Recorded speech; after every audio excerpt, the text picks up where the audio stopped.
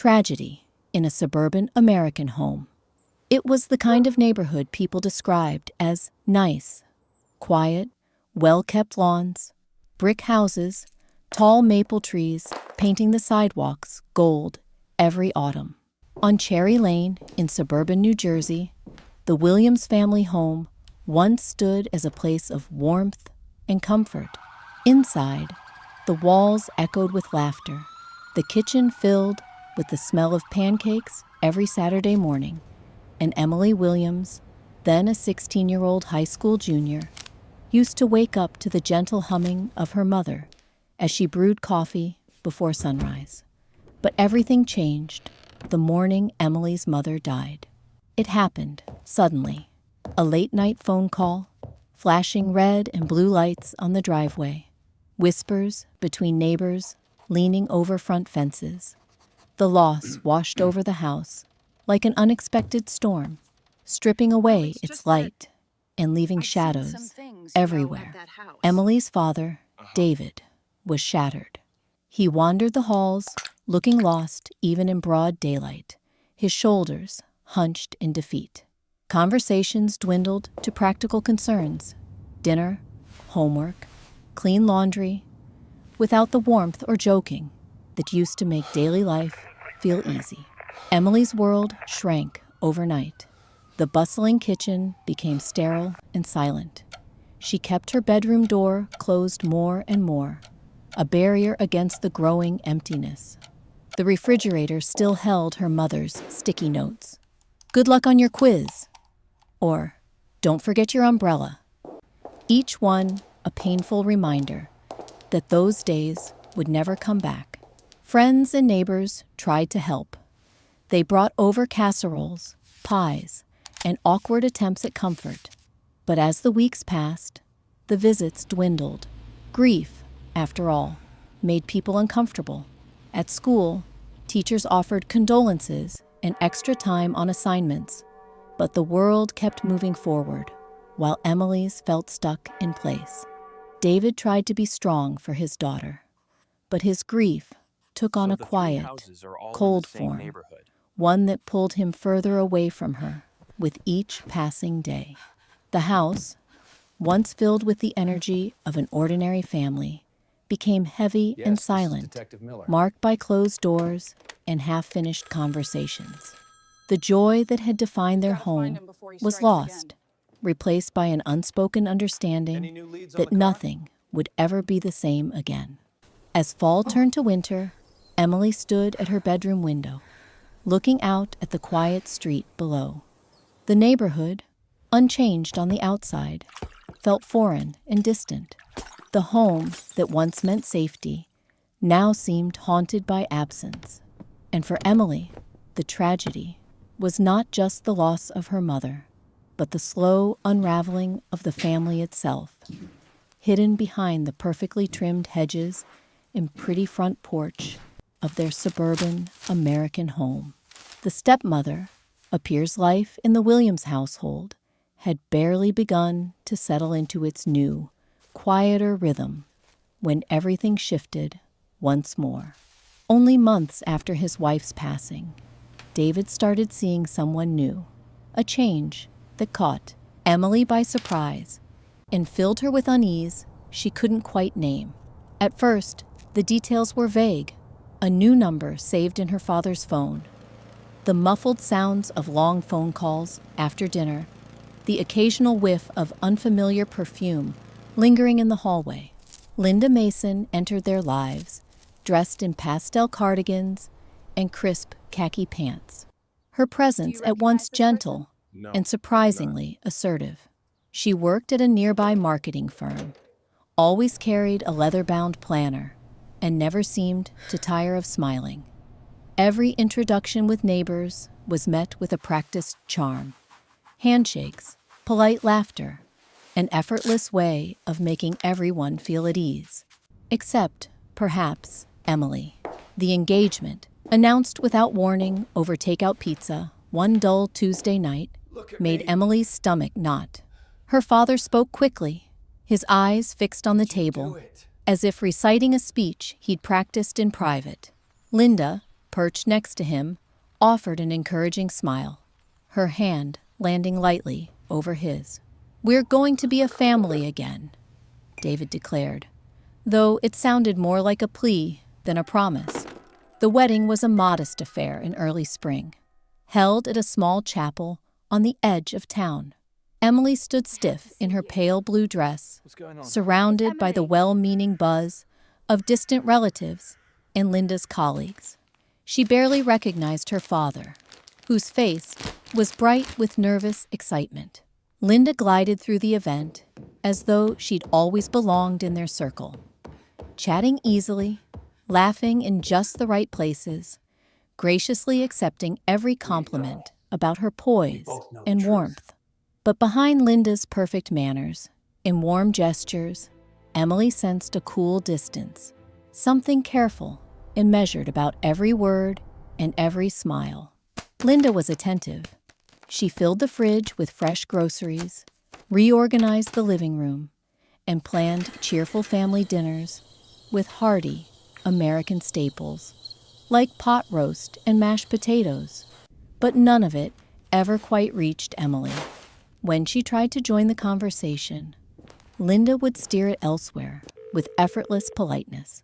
Every attempt at closeness dissolved into surface-level kindness. To the outside world, Linda was the perfect stepmother, patient, tidy, always ready with a gentle word or new recipe. At church potlucks, she praised Emily's intelligence and resilience. Teachers were impressed by Linda's involved emails and her offers to chaperone school events. Neighbors gushed about how lucky David was to have found love again. But in the privacy of home, the dynamic shifted. Linda's routines became rules. Certain mugs for morning, shoes stored facing the door, silence at the table during dinner prep. She never raised her voice, but her tone could freeze a room. Every misstep from Emily was met with a soft but firm, "That's not how we do things," punctuated by Linda's unwavering gaze. If David noticed the tension, he did not mention it. Instead, he immersed himself more and more in work, allowing Linda's orderliness to take over what little spontaneity remained in their lives. For Emily, Linda's arrival marked not just the introduction of a new family member, but the beginning of a slow, subtle shift of power within her own home. The house was cleaner, quieter, but colder, and while Linda smiled often, Emily could never shake the feeling that underneath that cheerful exterior, something was carefully hidden, an impenetrable wall behind those watchful blue eyes cast aside. For the first few weeks after Linda moved into the Williams house, Emily tried to convince herself that things might eventually get better, that the tightness in her chest whenever she walked into the kitchen or the living room would loosen up as time passed. She didn't expect Linda to ever become her mother. No one could ever fill that role. But she hoped for some kind of truce, maybe even a respectful distance. Instead, what grew between them was an awkward formality, an invisible wall that seemed to get taller every day. At first, the changes in the household were small.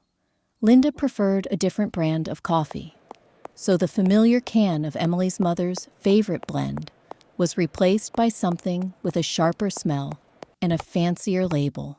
The kitchen, once cluttered with family photos, little notes, and Emily's childhood drawings, was slowly stripped down and reorganized, every surface neat and sparkling.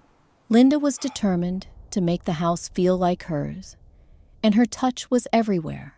A new slipcover here, an unfamiliar vase there. Even the linens on Emily's bed changed to colors she'd never have chosen herself. But the deepest change was more subtle and harder to name. It was in Janet, the old family cat, suddenly banished from the kitchen, or Emily's favorite music being shrugged off as too loud by Linda as she passed by with a basket of immaculate laundry. Now, dinner was served precisely at 6, and everyone was to be at the table at the same time. Voices had to be kept down. Doors must be gently closed, not slammed, even if the wind was the real culprit. It wasn't long before Emily felt like a guest in her own home. It wasn't that Linda was overtly cruel. She was never outright mean, nor did she yell. Instead, her disapproval was measured in glances and the tightness at the corners of her mouth when Emily did something wrong. Talking at breakfast was discouraged. If Emily lingered too long at the table in the mornings, Linda would clear the table around her, wiping the placemats with deliberate care, as if wiping away Emily's very presence. Small criticisms surfaced in casual conversation. "That's not how your father and I do things." Or, "In this house, we like to keep things tidy. Always we, never you." Emily wanted her father to notice. She waited for him at the door when he came home from work, hoping for a smile or even a question about her day. But David was always distracted, tired, overworked, or on his phone. If she tried to bring up how different things felt, he brushed her off with a strained smile. "Give Linda a chance, Em. She's trying." It wasn't just at home where Emily began to feel the change. Linda became active in the school's parent association, arriving early to meetings with a box of muffins, always perfectly put together, always ready to volunteer for field trips or charity drives.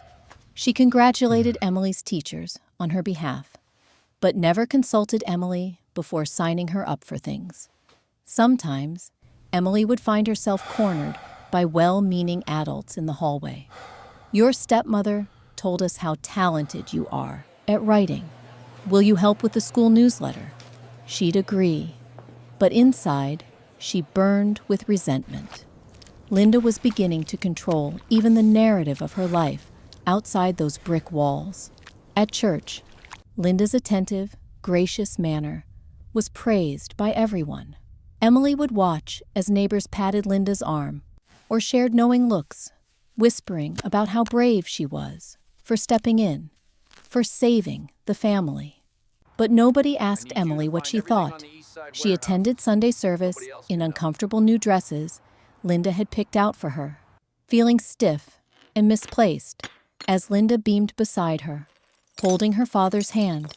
David, for his part, seemed relieved by Linda's ability to make things look normal. But normal, Emily thought, should feel safe, not suffocating. At home, the pressure built quietly. Linda instituted new routines, meal prep schedules scribbled on a whiteboard, mandatory family game nights every Thursday, and a no electronics after 9 policy, except, of course, for herself and David. Emily's room, once an untidy sanctuary of posters, books, and old clothes draped over her bedpost, was now subject to random inspections. By Linda, clothes folded, items rearranged, books quietly moved or borrowed without asking. Whenever Emily protested, Linda's responses were always even-toned and rehearsed. "I'm just teaching you good habits for college, honey." There were times when Emily tried to speak directly to Linda, hoping for a breakthrough, a real conversation, maybe even an argument that might clear the air. But every attempt was flattened by Linda's impenetrable politeness. If Emily expressed loneliness or frustration, Linda would quietly suggest she join a new club or call her old friends. If Emily cried, Linda would place a cup of herbal tea on her desk and leave, closing the door gently behind her. Never a hug, never a word of actual comfort. One winter afternoon, Emily came home to find Linda hosting a book club in the living room. Emily's old photo albums laid out on the coffee table like curiosities. When Emily approached, Linda greeted her with a smile that didn't reach her eyes and introduced her as my brilliant stepdaughter. The women nodded approvingly, but Emily could feel their scrutiny. The pity, perhaps the curiosity, about why she looked so tense in her own home. She would escape outside, shivering on the porch as dusk settled over the street, longing for someone, her father, an old friend, anyone, to ask if she was truly okay. Sometimes, Emily overheard things not meant for her. Whispers exchanged between Linda and David behind closed doors. Her name murmured, followed by Linda's low tones and David's resigned sighs. On more than one occasion, Emily was sure that Linda had convinced her father to cancel plans with her or excuse himself from family traditions she had once treasured.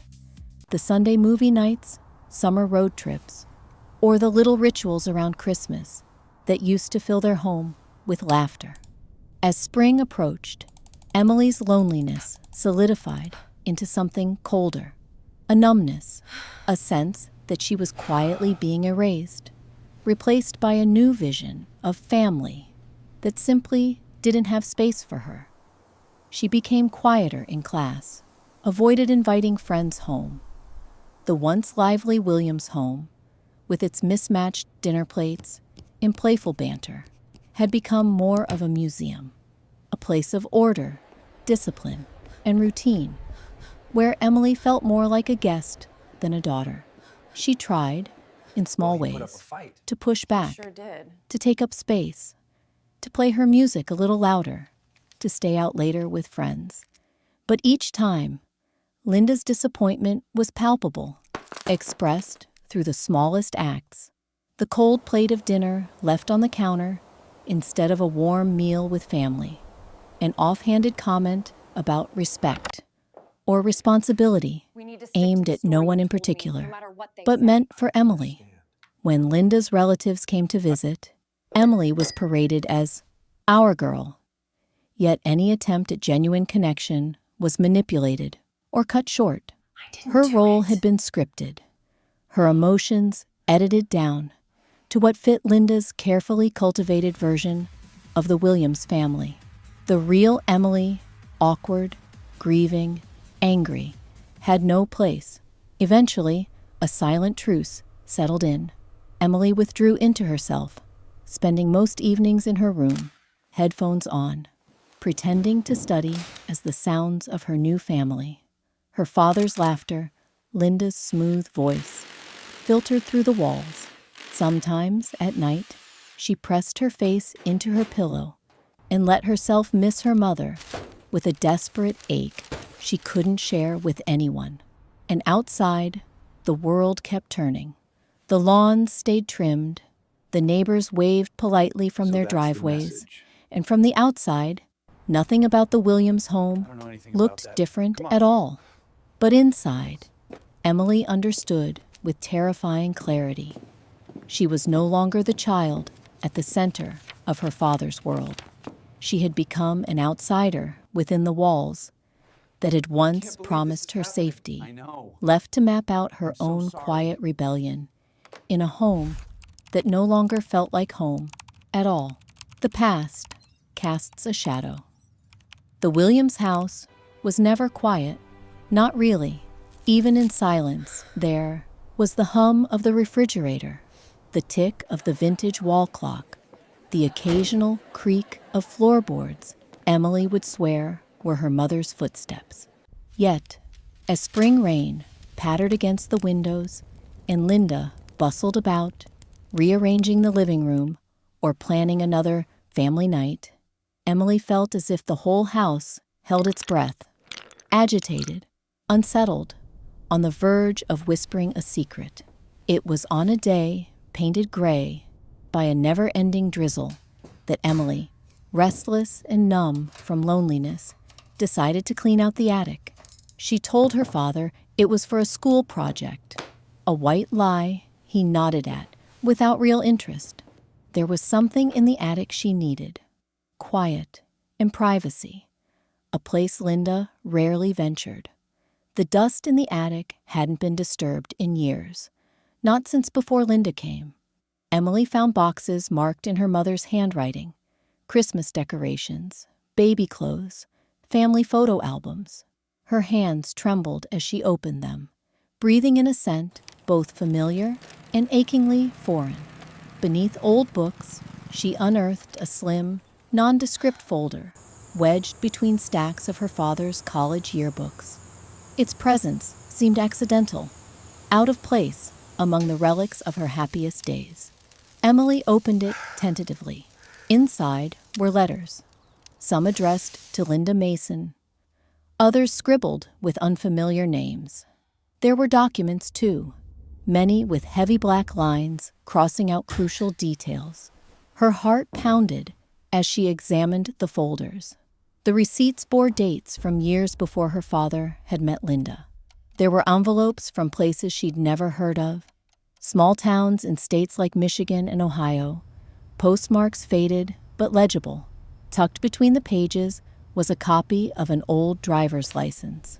The photo was unmistakably Linda, but the name was different. Sarah Pearson, age 31, from Lansing. Goosebumps prickled down Emily's arms. She flipped through the letters, growing more anxious with every page. Some were official: court documents, probation forms, bills from a lawyer's office. Others were personal, written in a looping, desperate hand. "I don't know how many times I can start over," one letter to an unnamed friend read. "Whatever happened back in Ohio can't follow me here." But the papers suggested it already had. Buried deeper in the stack was a police report. The language was clinical, but the implication was clear enough: fraud, embezzlement, a handful of minor thefts. Nothing violent, nothing headline-grabbing, but a trail of small disasters stretching across state lines. Emily's head swam. She tried to piece together timelines: Linda's arrival in their town, her courtship with David, the marriage. None of it felt accidental anymore. The woman who had entered their lives with soft voices and casseroles had once worn a different name, lived a different life. One she never spoke about, not to Emily, not to anyone in the neighborhood. Every memory of Linda's strange behaviors came back sharper and more sinister. The hypervigilance around mail, the quick, practiced way she deflected questions about her family or past jobs, the way she kept her phone locked, her purse always zipped tight, the careful, almost obsessive control she exerted over the home, over Emily's father, even over Emily herself. Rain battered the attic windows, thunder rumbling in the distance as Emily read and reread each document. She thought of how Linda had been able to reinvent herself so smoothly, how neighbors and teachers had been won over by her charm. She thought of her father, consumed by his own grief, grateful for anyone who promised stability, too blind or too afraid to look closer. That night, sleep eluded Emily. She sat on the edge of her bed, folder tucked beneath her pillow, mind in overdrive. The walls of her once safe home seemed to close in, every shadow in the hallway suddenly suspect. She tiptoed to her door, listening. In the kitchen, Linda and David murmured about bills and errands, normal things. But Emily now heard an undercurrent. Had Linda chosen her father for a reason? Did she love him? Or was this just the next stage in a long line of new beginnings? Days passed before Emily dared mention anything. She researched quietly from the library, searching archives and public records with shaking fingers. It was all there, piecemeal but undeniable. The aliases, the criminal charges, the towns left behind. She wondered how Linda had avoided jail time, but the records ended abruptly, as if someone had paid for them to disappear, or perhaps the system had simply forgotten. At school, Emily stared blankly through classes, occasionally jumping when teachers called her name. She started to see her own life as two parallel lines: the one her stepmother had curated for public view, and another, jagged and real, that pulsed just beneath the surface. It was in these days of secret discovery that something cold and bright awakened in Emily, a resolve she hadn't known she possessed. She watched Linda more closely, noting how her bright greetings faltered when unexpected mail arrived, how her hands stilled when local news mentioned crime. Emily started keeping a notebook, scribbling details and times, building a case only she could see. The loneliness that had once paralyzed her began to transform. Where before she felt small and abandoned, now she felt focused, alert. She was still angry with her father for his absence, with Linda for the charade, with herself for not seeing it sooner. But a new current thrummed beneath her anger, determination. Emily would no longer be the quiet victim of the house's games. She was done being pushed aside, done hiding in shadows that weren't hers. One evening, she watched as Linda chatted with the neighbors, still playing the perfect hostess. Emily wondered, as she often did now, how many layers of persona Linda was wearing. How much was real? How much meticulously constructed? Emily returned to her room, closed the door, and pulled out her folder of secrets. For the first time since her mother's passing, she knew she had a purpose. The house, pristine and organized, felt less like home than ever. But Emily's search for the truth had revealed something deeper. The power of secrets and the strength born from refusing to be fooled. The next chapter was unwritten, but one thing was certain. Emily was ready to confront the darkness at the heart of her family, no matter what it revealed. Emily's counterattack. The folder of secrets lay heavy in Emily's hands, a weight both terrifying and empowering. For weeks after her discovery in the attic, Emily had walked around the house on edge, her whole life recontextualized by what she knew. Ordinary moments bristled with new meaning. A neighbor's chatty visit, Linda's compliments at dinner, the way her father absently kissed Linda's cheek. None of it felt innocent. Beneath the smooth veneer, Emily alone saw the cracks. She spent restless nights planning. The truth, cold, complicated, and indisputable, had given her a strange sense of purpose. "I'm not powerless," she told herself, diary open on her knees beneath the covers. "I know what I'm dealing with now." The memory of all those months spent invisible, sidelined, and overruled burned hot in her chest. But anger, she realized, was only a beginning. If she wanted to protect herself, and maybe even help her father, she'd need more than rage. Emily's strategy began quietly, almost imperceptibly. She took photos of all the documents she'd found in the attic and emailed them to a secret account. Each time she overheard Linda on the phone or saw her bristle at the afternoon mail delivery, Emily jotted down the time and any suspicious notes in a pocket-sized black notebook.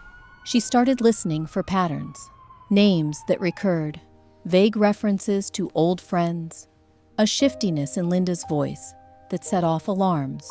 School, which had felt so painfully irrelevant not long ago, became her practice ground. Emily joined the debate team, on Linda's suggestion, ironically, and found in the activity a confidence she hadn't expected. Arguing cases, building evidence, reading her opponent were new skills that translated perfectly to her life at home. For the first time since her mother's death, Emily even reached out to friends she'd kept at arm's length. In the evenings, her texts hummed with secret collaboration. "Do you know where I could find public court records in Ohio?" Or, "How do you tell if a driver's license is fake?" Despite growing momentum, tension at home stretched tighter every day. Linda's smile had become strained, her eyes sharper. Small infractions, forgotten chores, a late arrival home were treated with exaggerated concern. "Is everything all right, Em?" Linda would ask, voice edged in warning. Yet Emily had learned to play along, answering with perfect polite compliance. Meanwhile, her father drifted further, from the center of his own life. Work kept him late. When he was home, he seemed distracted, content to let Linda run things with her usual efficiency. Emily watched him, with a mixture of resentment and longing, wishing she could share what she knew. But every time she opened her mouth, fear caught her. Would he believe her? Or would the man who'd failed to protect her so many times before simply shut down and retreat, as always? Emily needed to choose her moment. Weeks passed as she waited for the right opportunity, a time when Linda would be at her most vulnerable, when the family and the truth could not be denied or diluted behind closed doors. Thanksgiving, with all its messy, extended family rituals, seemed perfect. By then, aunts and uncles would be visiting, her father's siblings, and even a few out-of-town cousins. Linda, in her element, would be intent on projecting perfection, unaware that Emily planned to strip away the facade. The closer the holiday drew, the more the house spooled with tension. Linda oversaw every detail: menu planning, guest lists, table settings. She had Emily help with chores, giving directions with the clipped, sing-song tone of a pageant coach. "We want everything to be just right for your father. And for you, of course, Emily." Each time, Linda's hand would land lightly on Emily's shoulder, a gesture that once would have seemed affectionate, but now felt like a warning. Emily bided her time. Thanksgiving morning dawned gray and windy.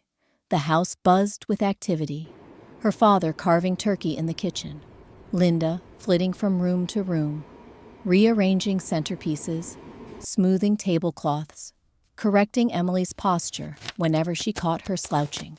Relatives began to arrive in cheerful clusters, arms loaded with pies and casseroles. The air, thick with cinnamon and expectation, grew heavy with the unspoken friction. At dinner, the table sparkled under the chandelier. Linda presided at David's right hand, surrounded by approving in-laws. Stories flowed around the roasted turkey and stuffing, old family jokes blending with reverent praise for Linda's hosting skills. Emily kept her gaze steady, waiting for the conversation to shift, for the meal to tip into the parade of toasts and reminiscences that marked every family holiday. At last, when the plates were cleared, but no one had yet begun to peel away toward football or dessert, Emily stood up, her hands barely shaking. "I want to say something," she began. Every eye fell on her, some with curiosity, others with faint alarm. Linda's smile paused at its corners. "I've been thinking a lot about what family means," Emily continued, voice gaining strength with each word. "About honesty and trust." Her father set down his coffee cup, brow furrowing. Linda shifted in her chair, a slow, almost imperceptible tightening. "Sometimes," Emily said, voice unwavering, "the truth isn't what we expect. People aren't always who they claim to be, and pretending doesn't protect us. It just lets the damage go deeper." From her pocket, she produced a manila envelope, the folder from the attic, now bulging with copies, evidence, annotated notes. She laid it in the middle of the table. "This is about Linda. You all deserve to know who she really is." Gasps and startled protests rippled down the table. Her father's eyes darted from Emily to Linda, bafflement tightening into fear. Linda began to speak, cool, dismissive at first. "Emily, darling, I have no idea." But Emily cut her off, opening the folder and sliding out the documents. The court records, the alias, the letters from Ohio, the police report. Emily spoke quickly but clearly, reading aloud passages, pointing to signatures, tracing timelines. The room grew pin-drop silent.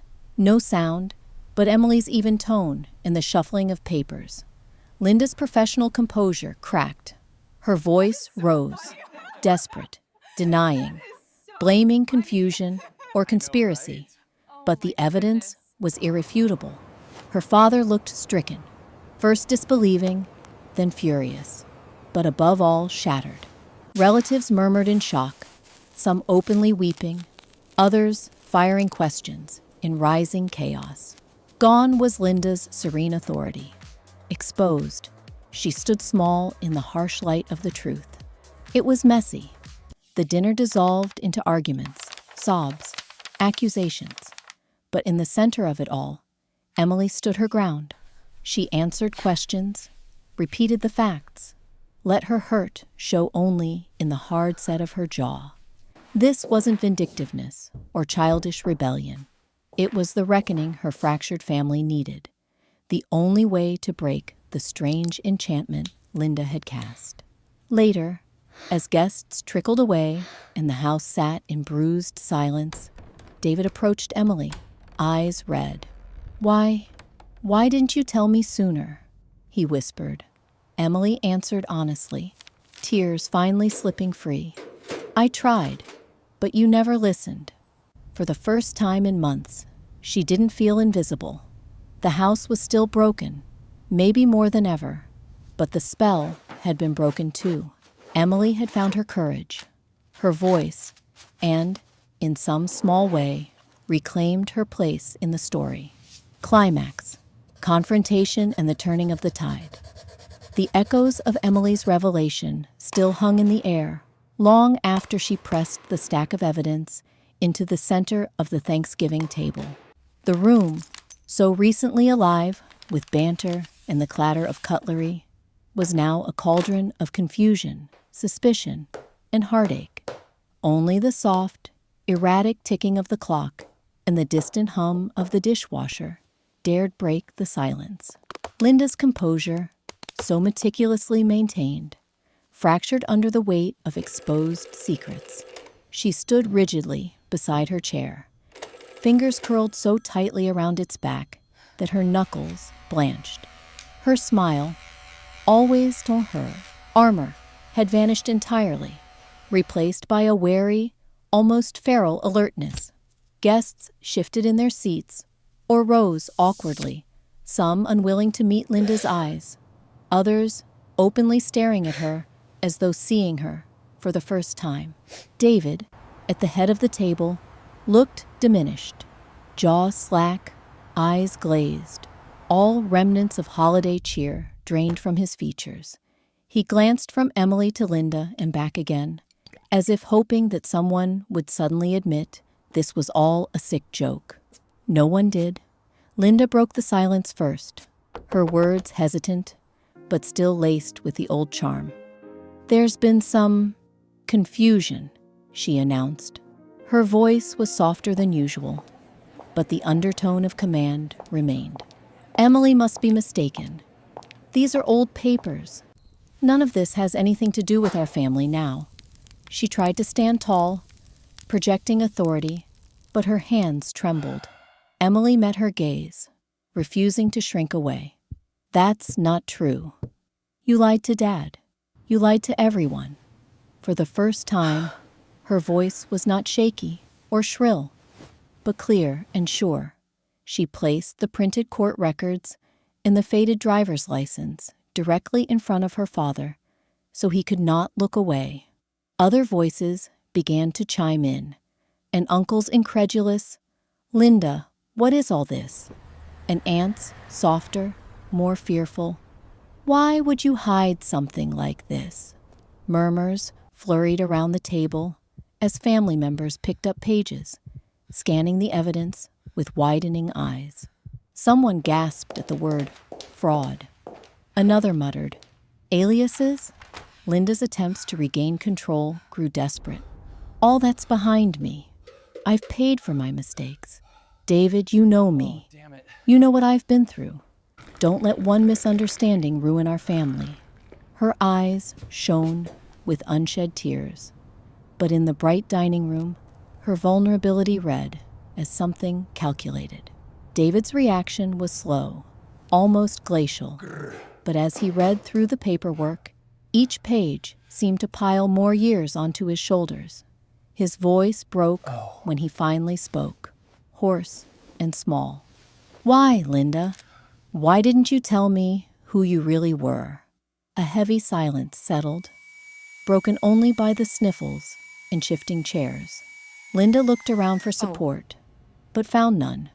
For years, she had dazzled this family, but now, cut adrift from her own story, she looked suddenly much older, tired, defeated. Emily watched it all as if from a distance, her mind fractured between relief and a sick, tremulous ache. She had wanted the truth to come out, but could not have imagined how utterly isolating it would be to finally stand, exposed, in the storm of emotions she had unleashed. Then came the confrontation. Linda's fragility cracked, replaced with raw anger. "You think you understand," she hissed at Emily, voice lowered to a sharp whisper, but audible to all. "You have no idea what it's like to start over, to have nothing. Your mother, she never had to." She cut herself off, but the words hung, poisonously, between them. David shook his head, tears finally spilling over. "Don't bring her into this. You should have told me. I let you into our lives. I trusted you." His voice dropped, ragged and hollow. Was everything a lie? Linda's composure unraveled. She pleaded with David, then with the room, her mask shredding. "I was scared. I just wanted a second chance. You think it's easy, being the outsider? I tried to do everything right. You're all so quick to judge." Emily cut in, her own hurt simmering beneath her even tone. "No, you tried to replace everything that made us who we are. You tried to erase Mom and me." Tears slipped down her cheeks, hot and silent. "And when you couldn't, you tried to control what you couldn't understand." A ripple of understanding, subtle but unmistakable, passed through the room, especially among the women who had watched Linda with both envy and gratitude for her ease at family gatherings. Now, they saw fear, desperation, and edges where there had only been grace. Finally, David rose, voice trembling but resolute. "That's enough. Linda, I think you should leave the table. I need to talk to my daughter." The words fell with devastating finality. Linda stood for a long moment, staring at the walls, as though willing herself to become invisible. Then, still clinging to the tatters of dignity, she turned and left the room, the heels of her shoes muffled on the polished hardwood. No one stopped her. The guests, sensing the unspoken end, began to murmur their goodbyes. Some offered awkward hugs to Emily. Others squeezed David's arm in silent commiseration. When the house was finally empty, only the three of them remaining, though not together, an exhausted peace settled amid the ruin. David found Emily in the living room, staring out the window at the winter-darkening street. For a long moment, he simply stood, unsure. She felt his presence, but neither hurried to speak. When he finally sat beside her, the words tumbled haltingly. "I should have listened," he whispered, his voice a confession and a plea. "I should have seen." Emily nodded, swallowing the urge to break down again. "You just wanted someone to fix things. So did I. But it wasn't real." She hesitated, her own vulnerability raw. "Does this mean we get to be honest now?" He managed a faded smile. "I'd like that. I think we need that. I don't know how to fix everything, but I'm here. I promise to pay attention. No more secrets." Above them, the house was no longer perfect or peaceful, but something had shifted. The spell of control was broken. The wounds were fresh, but the air was changed, like the world after a storm, wrecked yet finally, cleansingly awake. Upstairs, Linda packed methodically. She paused in the doorway to glance down at the scene below. A father and daughter, weary, but united at last. For all her planning, all her reinventions, Linda had never understood the anchor of truth or the unpredictable, resilient force of a girl who refuses to be erased. And so, as footsteps faded and silence grew, a new chapter began, uncertain, but at last real. Open-ending the house, once immaculate under Linda's regime, now inhabited and awkward in between. Half-packed suitcases stood in the hallway, traces of Linda's perfume lingering in the upstairs bathroom, and an eerie quiet hung heavy in places where laughter or tension used to buzz. For the first time in months, maybe years, Emily found herself with nothing left to say, free of rehearsed responses. The Sunday after Thanksgiving dawned calm but gray, the silence almost companionable as she wandered through the house, touching old photo frames and breathing in the uncertain air. David was in the kitchen, elbows on the table, head in his hands, lost in thought. There were no prepared speeches, no promises about the future left to make. When Emily entered, he looked up with red-rimmed eyes. She sat beside him, the closeness tentative, both uncertain how to begin forming a new language together after so many false starts and closed doors. "I don't even know what to do now," David said quietly, the words barely more than a breath. "How do you start over after everything? After being so wrong about someone?" Emily didn't offer easy wisdom. Instead, she reached for one of her mother's old mugs, carried down from the attic after Linda's departure, and filled it with coffee, the scent a memory and a comfort. She set it in front of him as gentle reassurance.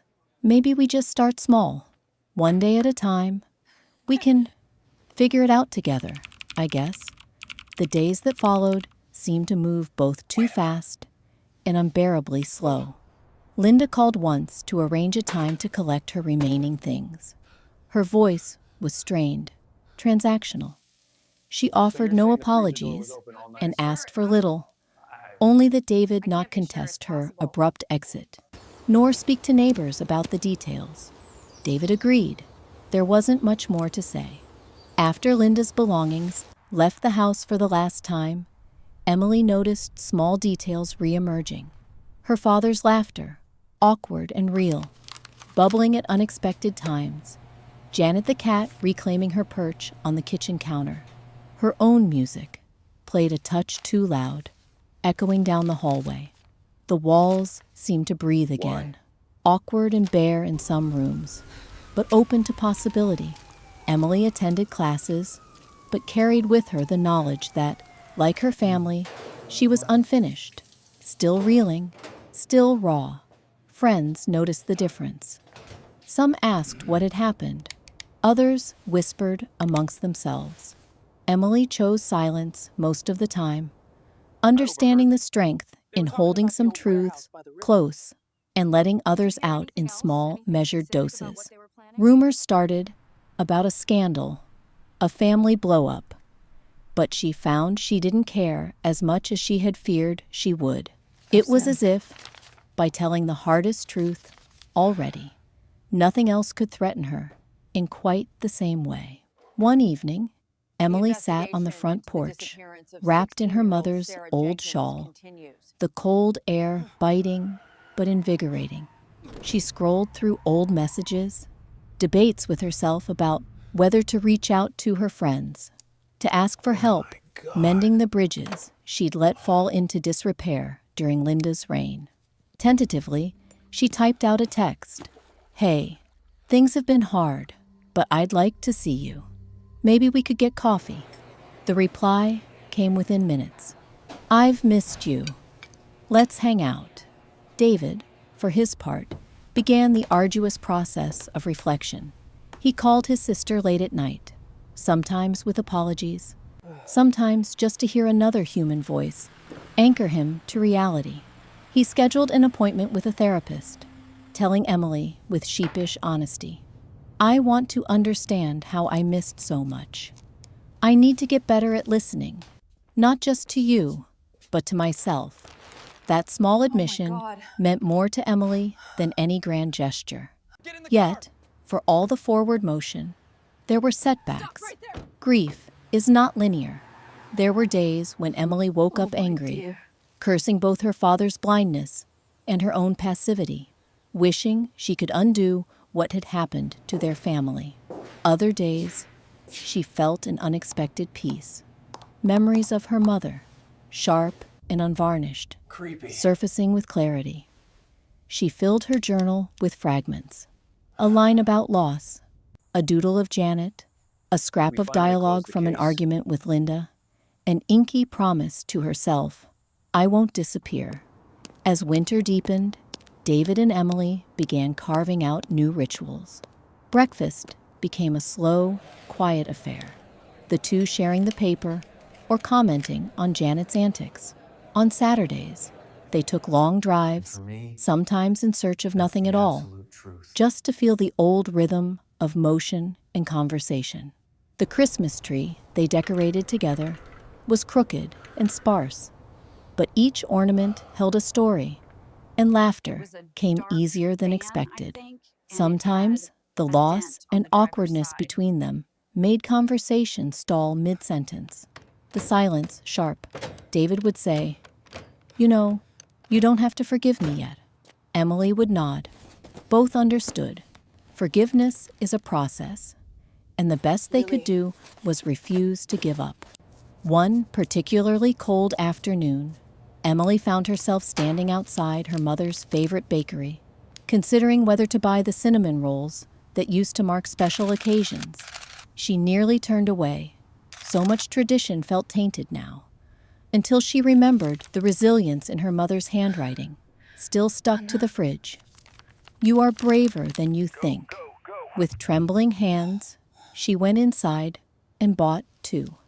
That evening, father and daughter sat together, eating rolls that were a little dry and laughing about nothing.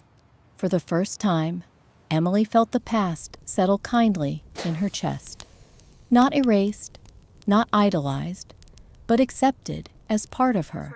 The house, its future unwritten, finally felt like hers again. And so, the Williams home stood on Cherry Lane, its hedges still trimmed and neighbors still waving. From the outside, perhaps nothing seemed changed. But inside, there were cracks and stories layered in the halls, and a father and daughter learning, haltingly, hopefully, that starting over does not always mean wiping the slate clean. Sometimes, it just means letting the light in through the cracks. The end was not really an end at all, merely a door left ajar on a winter afternoon, inviting each of them to step through into whatever would come next. For Emily, for David, and even for Janet the cat, there was comfort in knowing they could imagine different tomorrows, messy, honest, and entirely their own.